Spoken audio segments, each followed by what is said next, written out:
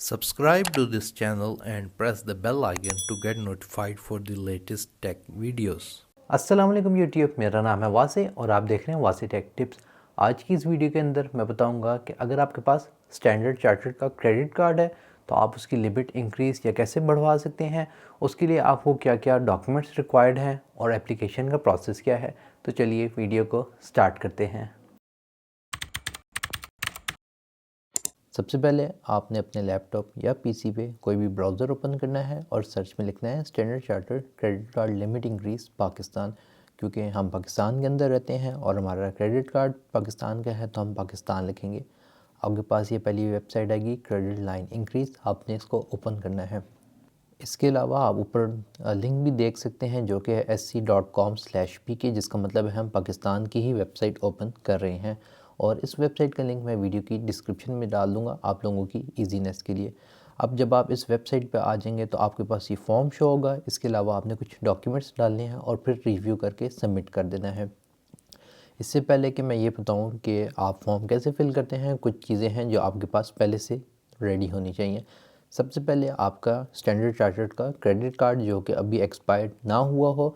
इसके अलावा आप अपने क्रेडिट कार्ड की लिमिट या लाइन उसी केस में इंक्रीज़ या बढ़वा सकते हैं कि अगर आपने अपने क्रेडिट कार्ड को मिनिमम 6 मंथ्स के लिए यूज़ करे हों, जैसे कि आप देख सकते हैं, यानी आपके पास वो क्रेडिट कार्ड कम से कम 6 महीने के लिए इशू पहले से हुआ हो और आप उसको इस्तेमाल कर रहे हों।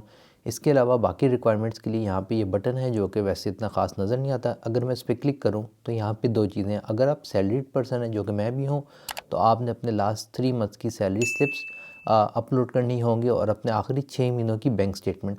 अब बैंक स्टेटमेंट आपने वो अपलोड करनी है जिधर आपकी सैलरी क्रेडिट हो रही है।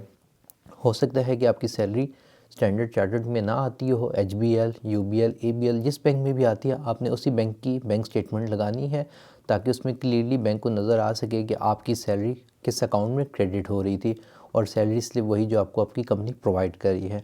अगर आप सेल्फ एम्प्लॉयड है या आपका अपना बिजनेस है तो उस केस में ये रिक्वायरमेंट्स लिखी हुई हैं।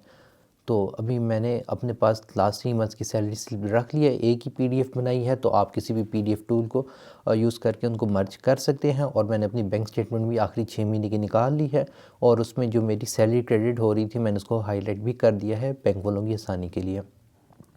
इसके बाद जब आपने ये तीनों रिक्वायरमेंट्स पूरी कर दी हैं उसके बाद आपने फॉर्म को सिंपली फिल करना है। यहाँ पे आपने अपना पूरा नाम लिखना है ID कार्ड के हिसाब से, अपना मोबाइल नंबर लिखना है जो कि बैंक के साथ रजिस्टर्ड हो। ये बहुत इंपॉर्टेंट है, आपने सिर्फ वही नंबर लिखना है जो आपने स्टैंडर्ड चार्टर्ड बैंक के साथ रजिस्टर कराया हुआ है।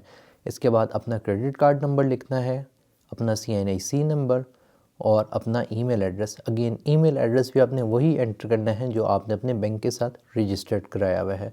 तो मैं यहाँ पे वो सारी डिटेल्स एंटर कर देता हूँ। जब आपने सारी डिटेल्स एंटर कर दी हैं तो यहाँ पे कुछ चीज़ें हैं जो आपने बतानी है।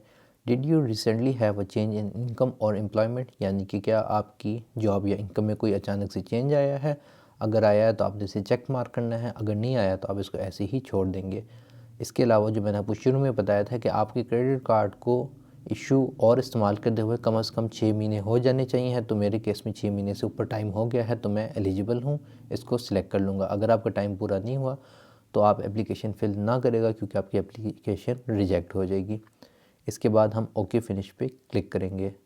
अब यहाँ पे अगेन आपने वही डॉक्यूमेंट्स अपलोड करनी है जो कि मैंने बताई थी। एक आपकी इनकम की डॉक्यूमेंट होगी अगर सैलरीड पर्सन है, लास्ट 3 मंथ्स की सैलरी स्लिप्स और बैंक स्टेटमेंट लास्ट 6 मंथ्स की। तो यहाँ पे मैं अपनी दोनों PDF डॉक्यूमेंट्स अपलोड कर देता हूँ। जब आपने दोनों डॉक्यूमेंट्स अपलोड कर दी हैं तो हम ओके नेक्स्ट के बटन पे क्लिक करेंगे। यहाँ पे आपने अपनी सारी डॉक्यूमेंट्स दोबारा से रिव्यू कर लेनी है। सारी डिटेल्स रिव्यू करने के बाद हम ओके फिनिश पे क्लिक कर देंगे। यहाँ पे आप देख सकते हैं कि हमारी एप्लीकेशन सक्सेसफुली सबमिट हो गई है।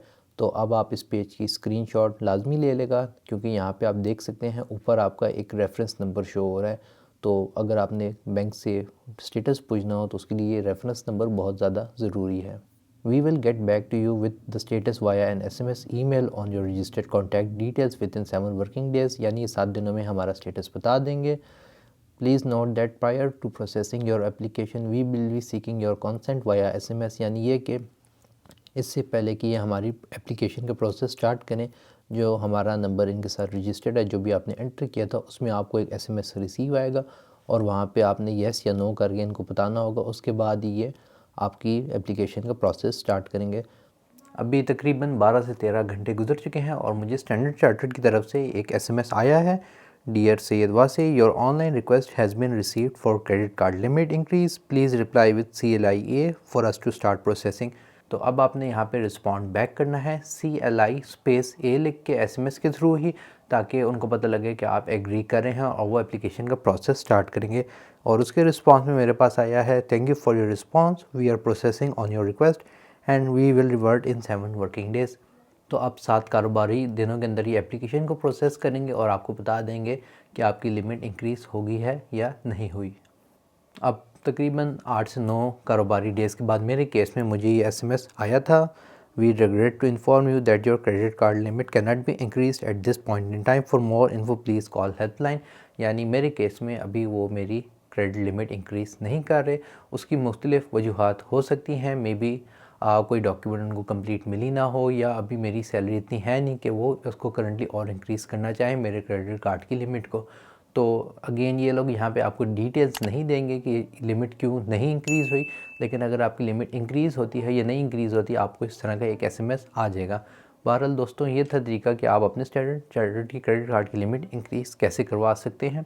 अगर आपको वीडियो पसंद आई हो तो इसे लाइक करें, शेयर करें। अगर आपके पास कोई क्वेश्चन है इस वीडियो को रिलेटेड तो नीचे कमेंट सेक्शन में ज़रूर लिखें, और अगर आपने मेरे चैनल को सब्सक्राइब नहीं किया तो उसे भी ज़रूर कीजिएगा। That's all for today, thank you for watching and as always stay safe.